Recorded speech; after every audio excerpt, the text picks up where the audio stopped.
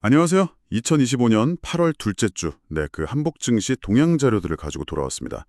이번 주 코스피하고 코스닥, 이게 어떻게 움직였는지, 또 특히 주목해야 할 부분은 뭐였는지, 당신을 위해 핵심만 딱 뽑아서 빠르게 한번 살펴보죠. 준비되셨나요? 자, 먼저 큰 그림부터 좀 볼까요? 코스피는 대략 3,200선, 그 언저리에서 움직였고요.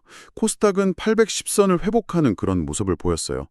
특히 주 중반에 그 미국 소비자 물가 지수 CPI 발표가 있었잖아요. 이게 좀 시장 분위기를 바꾸는 중요한 변곡점이 된 것 같아요. 이 지점 좀 더 파고들어 볼 필요가 있겠는데요. 어떠셨어요? 네, 아주 흥미로운 지점이죠. 그 미국의 8월 CPI가 시장 예상치에 딱 부합하면서 인플레이션 우려가 좀 진정됐거든요.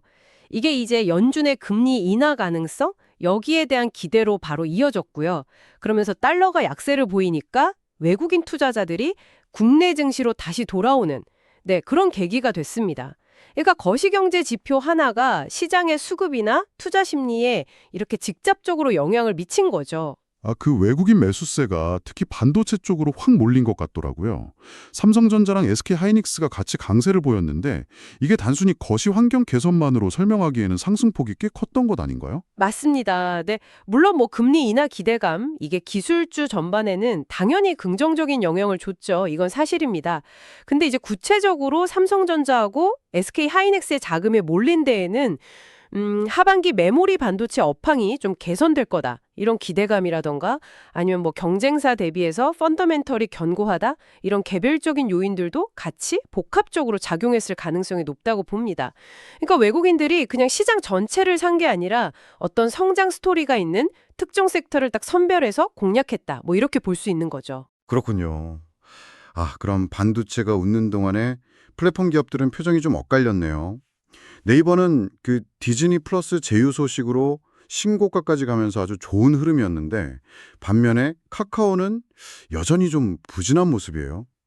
현대차는 환율 안정 덕분인지 좀 반등했고요.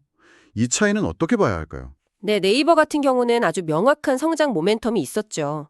그 디즈니 플러스 제휴라는 구체적인 뉴스가 주가를 끌어올린 딱 그런 사례고요. 반면에 카카오는 현재 뭐 실적 개선이라든지 아니면 지배구조 개편 같은 좀 내부적인 과제를 먼저 해결해야 하는 그런 상황임을 보여줍니다. 현대차 회복세는 말씀하신 대로 원달러 환율 하락, 그러니까 원화 강세가 수출 기업의 수익성 기대로 이어진 결과 이렇게 해석할 수 있고요.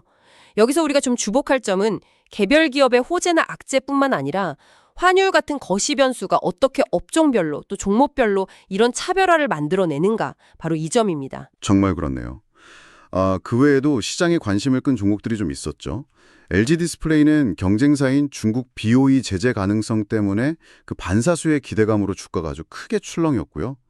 그리고 NC소프트는 예상을 확 뛰어넘는 2분기 실적 발표로 급등했죠. 방산주들도 해외 수주 기대감이 다시 부각되면서 움직였고요. 네, 맞아요.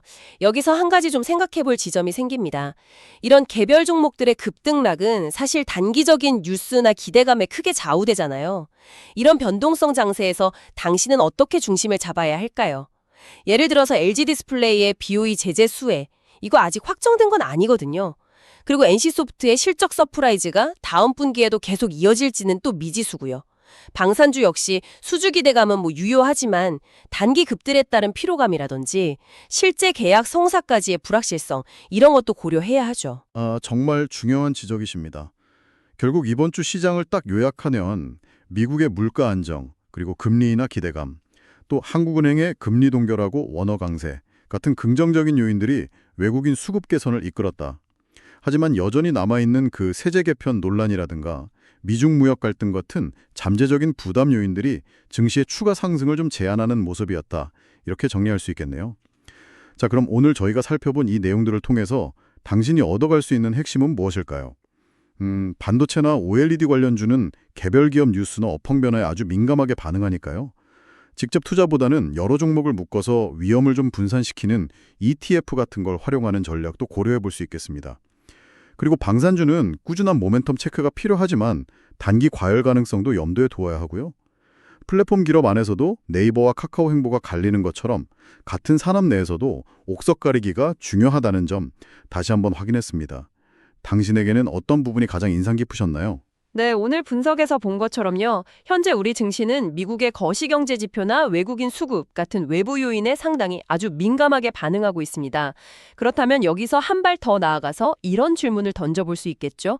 만약에 정말 예상치 못한 다른 글로벌 경제 충격이나 어떤 지정학적 변수가 발생한다면 그러면 오늘 우리가 확인한 이 시장의 구도, 예를 들어 반도체 강세라던가 플랫폼 차별화 같은 이런 모습들이 또 얼마나 빠르게 그리고 어떤 방향으로 재편될 수 있을까 하는 겁니다.